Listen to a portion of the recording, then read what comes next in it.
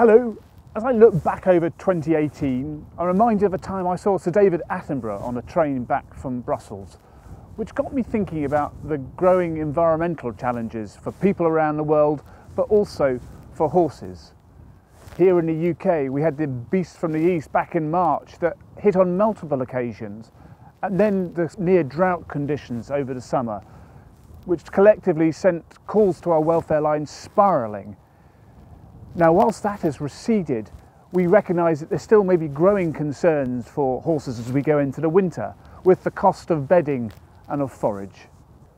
So this will certainly put us under extra pressure as we head into the winter, with our centres nearly full.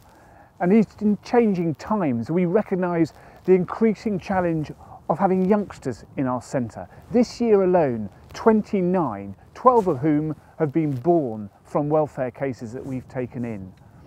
And this is why we focused on Colin as our Christmas appeal. And I want to say a heartfelt thank you to everyone who has donated to Colin's appeal to help us to help cases like Colin and many others that we'll take in this winter and over the coming months.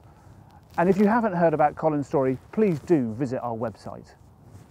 So as we face this ever-growing pressure on our centres, it makes the case for rehoming all the more important.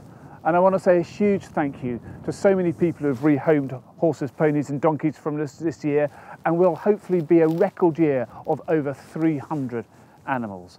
So please do continue to promote the benefits of rehoming, because not least the joy they will bring you, but also the fact that everyone rehomes means that we'll be able to help another horse in desperate need.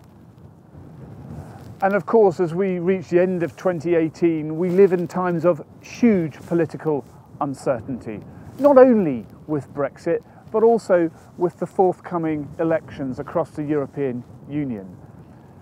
But what is a huge benefit is that we have an opportunity now, which we really are taking advantage of promoting the cause of equine welfare to government, and it's having real results with your help.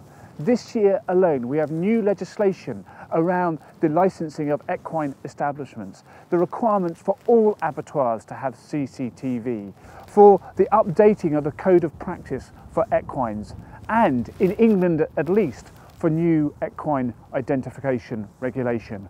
On a European stage, we are delighted to be integrally involved in the production of guidance for the responsible keeping of equines.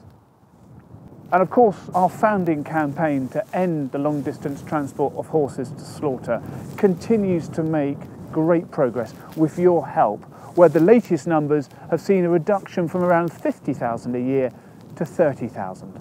But of course, we will not rest until that number is reduced to zero, which is why it's so important we keep up the pressure through our latest petition to the European Commission. And I would urge you to sign that and get your friends, families and colleagues to sign that, because we know this kind of pressure really does have an influence on bringing new and better regulation to the fore. On an international stage, it's been a year of significant developments, especially through our partnership work with the International Coalition for Working Equids, where we've been working together with the World Organization for Animal Health, the OIE, but also the United Nations and even most latterly the World Bank, to promote the relevance of working equids to hundreds of millions of people around the world today. But internationally, we've obviously had huge environmental challenges too, none more so than the horrific volcano in Guatemala earlier this year. Clearly, the Guatemalan volcano was truly devastating, not only to the people, but to the working equid communities too. And that's where you have made such a profound difference, because with your help, we have been able to provide much needed support to cases like Philip, who we found with horrific injuries. But today, Philip really is a beacon of hope, because together we have literally been able to save his life. So we live in changing times and an ever-changing climate, both politically and environmentally. And the need for world horse welfare increases every year. We can only do what we do with your support.